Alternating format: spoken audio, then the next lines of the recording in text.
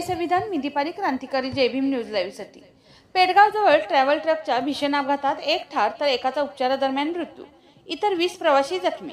संभाजीनगर नागपूर राष्ट्रीय महामार्गावर पेडगाव गावाजवळ ट्रक आणि लक्झरी बस यांच्यात झालेल्या भीषण अपघातात 2 प्रवाशांचा मृत्यू झाला असून 20 जण जखमी झाले असल्याची माहिती घटनास्थळावरून मिळाली आहे.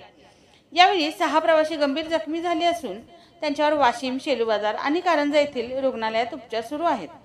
सिंध ट्रॅव्हल्सची MH37 W7772 क्रमांकाची लक्झरी बस पुण्याहून कारंजाकडे जात असताना नागपूरकडून संभाजीनगरकडे जाणारा CG04 MH0391 क्रमांकाच्या ट्रकला समोरासमोर धडकली.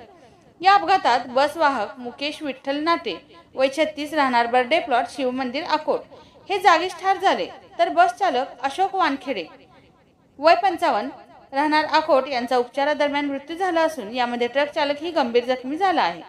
अपघाताची माहिती मिळताच 108 रुग्णवाहिका पोलीस कर्मचारी दाखल झाले. अपघातानंतर घटनास्थळी मोठा गोंधळ निर्माण झाला होता. यावेळी स्थानिक ग्रामस्थांनी प्रसंगावधान राखून तातडीने मदतीस धाव घेतली आणि जखमींना बसमधून बाहेर काढून 108 रुग्णवाहिकेने जखमींना जवळच्या रुग्णालयात हलवण्यात आले. या अपघातामुळे काही काळ महामार्गावरील वाहतूक ठप्प झाली होती. बचाव कार्य संपल्यावर पोलिसांनी वाहतूक सुरळीत केली असून अपघाताचे नेमके कारण अद्याप स्पष्ट झाले नसून पोलिसांकडून तपास सुरू आहे. या अपघातग्रस्त परिस्थितीमध्ये स्वामी विवेकानंद आपत्ती व्यवस्थापन बचाव पथकाच्या पेडगाव येथील तरुणांनी आणि परिसरातील ग्रामस्थांनी मोलाची मदत केली.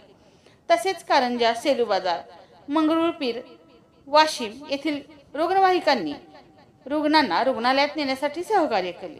क्रांतिकारी जय भीम प्रतिनिधी फुलचंद भगत, वाशिम.